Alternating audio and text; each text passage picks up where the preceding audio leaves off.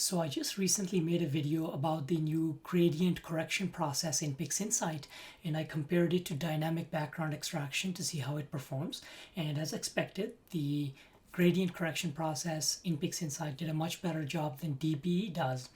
However, I was curious to see how it performs compared to the current reigning champion, which is GraXpert or Gradient Expert. So I assembled a wide variety of images at various focal lengths with various different cameras with various kinds of gradients. So that should allow us to test these two programs head to head and see which one of them truly performs better. So on the left, I've got gradient correction, which is the new PixInsight process, and on the right, I've got GraXpert, which is Gradient Expert, the PixInsight plugin version.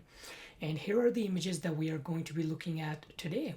This is a fairly wide selection, and let's start off with the Horsehead Nebula. So this image already looks pretty good, as the flats did a pretty good job, so there isn't a lot of correction that is required. I'm going to duplicate this image, and I will just call this one GraXpert, and this one over here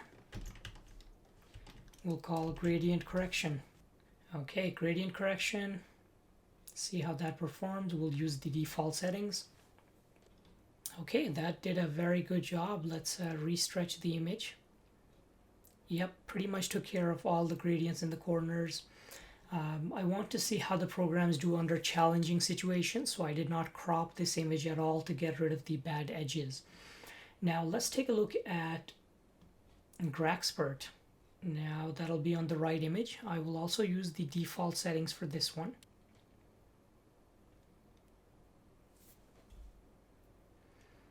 Okay, so both of these look very good. If you want to see what it originally looked like, I'll do a before and after. So before, after. Now this before is of course stretched differently. This is what it looked like initially without the stretch. And this is what it looked like after. So absolutely excellent job. I will auto stretch it again. And this is what GraXpert looks like after. I will auto stretch this one as well. And let's compare them. We'll make it a bit larger. So gradient correction, GraXpert, gradient correction, GraXpert. Both did an excellent job, but in this case, I think I would have to give the edge to GraXpert because it did a better job of correcting the bottom right green glow over here. Whereas if you look at gradient correction, it didn't quite correct this green glow very well. However, that was at default settings. What I'm going to do now instead is use what I consider the optimum settings for this particular object instead of the default settings. So I will undo the correction, open up gradient correction again. So I will adjust the settings to what I consider optimum settings for an image like this. Low tolerance, decrease that a little bit, decrease scale, and decrease smoothness fairly high. And then one other thing that we can try is increase high threshold a little bit. Okay, let's try that now.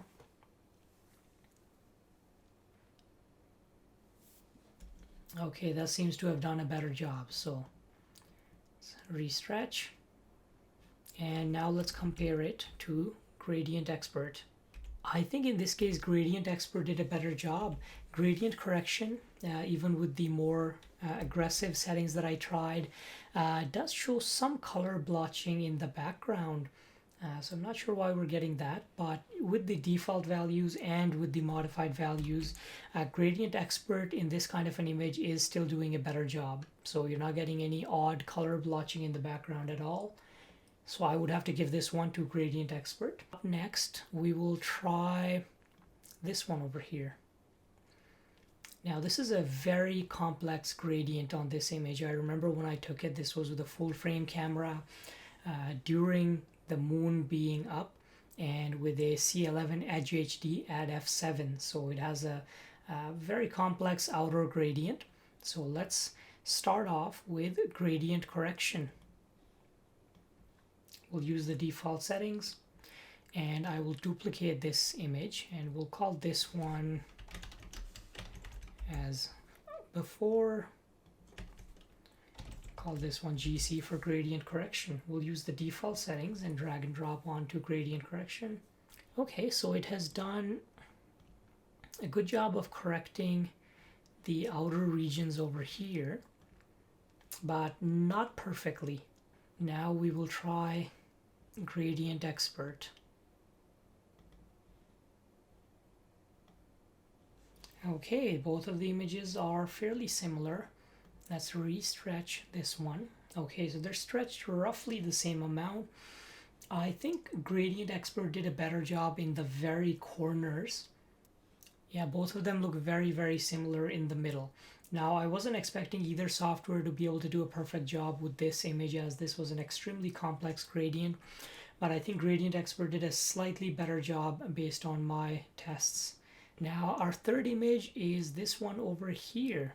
Now, this is another image with a fairly bad gradient. This was taken with a full-frame Canon 6D and a fairly wide field 135mm Rokinon lens at f2. So I was expecting fairly bad gradients.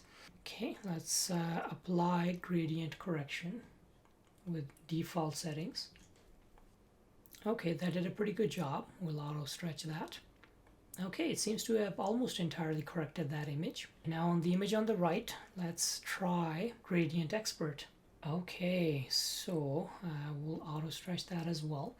Now in this case, it does seem like GraXpert has done a better job, but let's go in for a closer look. That's GraXpert, that's gradient correction. So GraXpert seems to be doing a better job in this case, although I am seeing a bit of color mottling in the background, but that's partly because this is a very low signal to noise ratio image.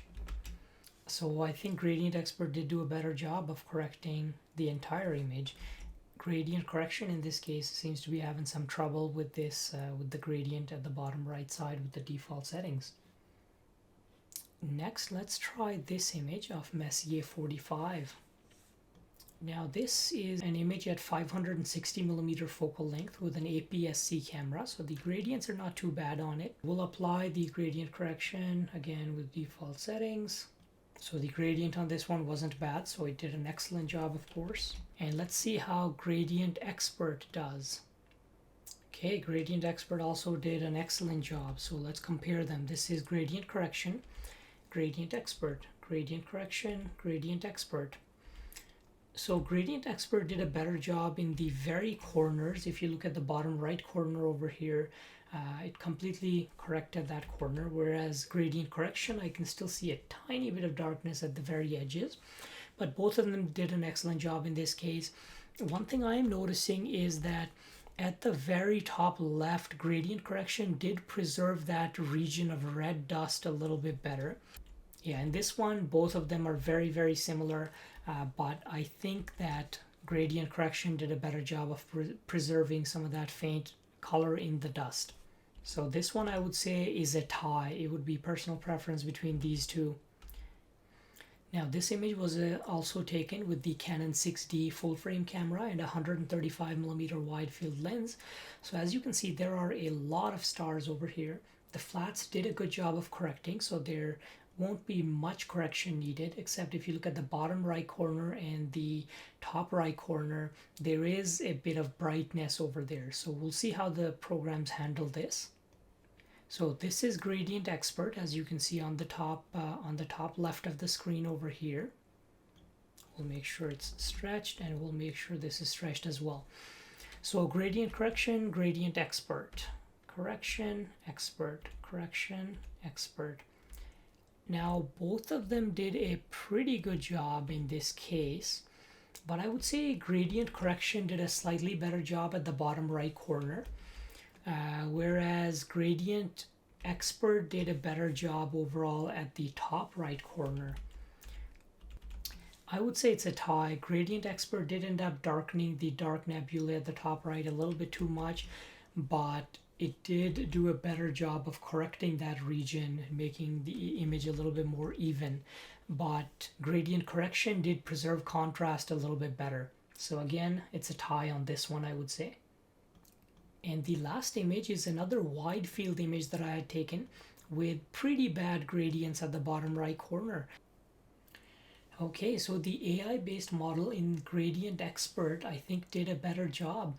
It did do a much better job of correcting the glow at the bottom left of the screen, and it also did a better job of correcting the little glow at the bottom right of the screen. Let me make sure these are both stretched, both auto stretched. We'll make them full screen. This is gradient correction, this is gradient expert. So as you can see at the bottom left of the screen, the stars didn't look very good on that particular lens that I was using. But yeah, unmistakably, Gradient Expert did do a better job there. And at the bottom right, yeah, that glow is almost completely gone in the Gradient Expert image. So I would think overall Gradient Expert did a better job on this image as well. Okay, so these are looking pretty close to each other here. Yeah, in the center you can't really tell a difference, but if you look at the full view, you do see that Gradient Expert did a better job of correcting this. Now it did end up darkening some of these dark nebulae a little bit, so you'll have to compensate for that when you are doing the final stretch. So gradient correction is not quite ready to replace Gradient Expert in my opinion, but there are some images in which gradient correction did a better job and preserved some of that background color detail a little bit better. So let me know what you thought of that result and if this comparison was useful. Personally for me, it looks like I'll still be using Gradient Expert for a while, and I'll be continuously testing the gradient correction script as the PixInsight team updates it more in the future.